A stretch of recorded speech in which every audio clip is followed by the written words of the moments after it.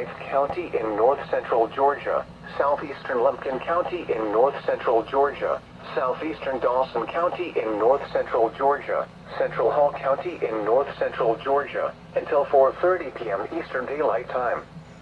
At 4:02 p.m. Eastern Daylight Time, a severe thunderstorm was located over Coal Mountain, or near Cumming, moving east at 35 miles per hour. Hazard, 60 miles per hour wind gusts and penny-size hail. Source, radar indicated. Impact, expects damage to roofs, siding, and trees. Locations impacted include Gainesville, Cumming, Flowery Branch, Oakwood, Doherty, Coal Mountain, High Tower, Matt, Aquilent Park, Silver City, Chastity, Murrayville, Oscarville, and War Hill Park. For your protection, move to an interior room on the lowest floor of a building.